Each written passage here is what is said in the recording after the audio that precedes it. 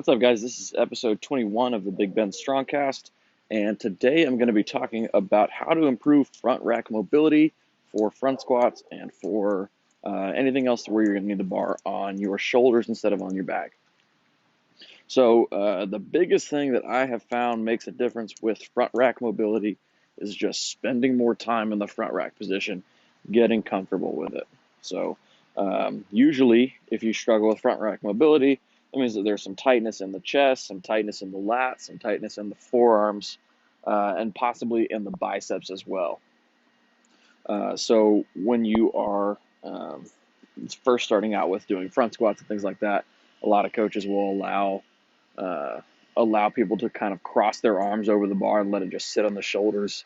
The problem with that is that while it does allow you to train some of the benefits of the front squat, being, one of those being more abs, more quad focused, it takes away the biggest benefit, which is the carryover into the clean.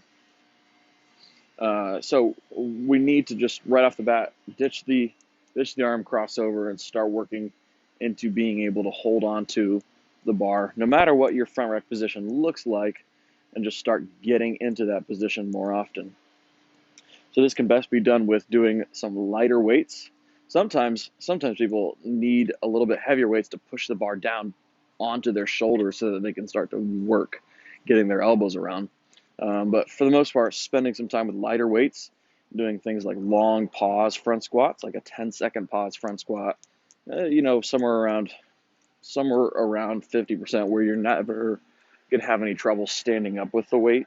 It's more just about feeling the stretch and feeling yourself work into the position a little bit better.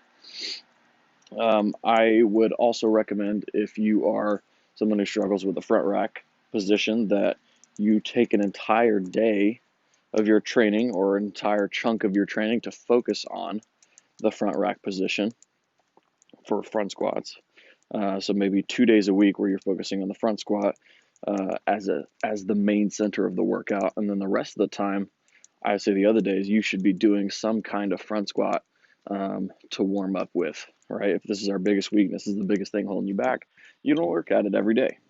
So spending time in your front rack position, I'll give you guys some examples of how you can start to progress that. So first thing, a lot of people will start with just a few fingers under the bar, and eventually the goal is going to be able to get the whole hand under the bar.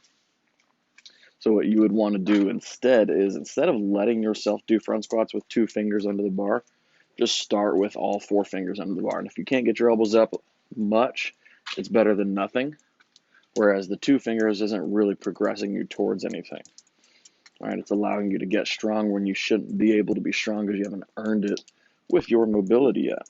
All right, so we start with all the fingers under the bar, then we go to being able to squeeze the bar with a whole grip. The next progression from there would be being able to do a hook grip in the front rack position. You see some of the highest level weightlifters in the world. Think like Morgan McCullough holds the hook grip in his front rack and in his clean. The next progression up from that would be able to be doing front squats with straps on the bar around your hands.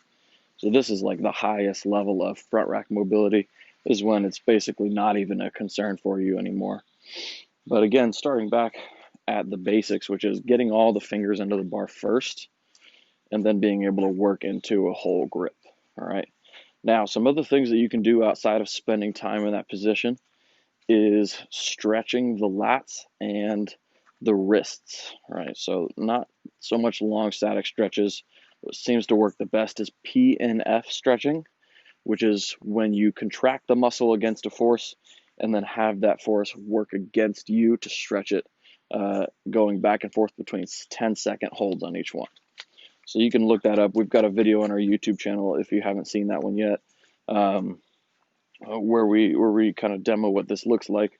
10 seconds of pushing and then 10 seconds of relaxing on the lats. 3 sets on each arm. You'll notice a huge difference in your ability to get your elbows up.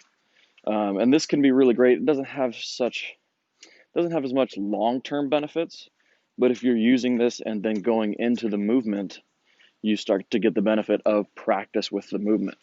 So it can have long-term benefits, but not on its own.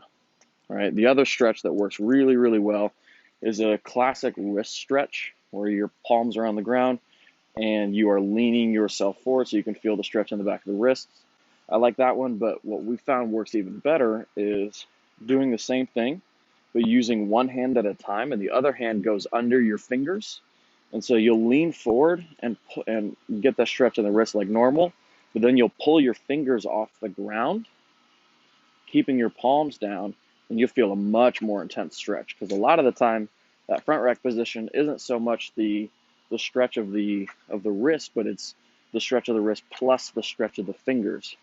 All right, so if we stretch those out a little bit, you might be able to get it into slightly better positions so that you can practice better.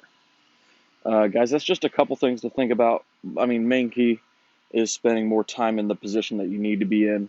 But the second one is you can do some stretching to help yourself get into being able to practice that position. Hope this helps, guys. Catch you later.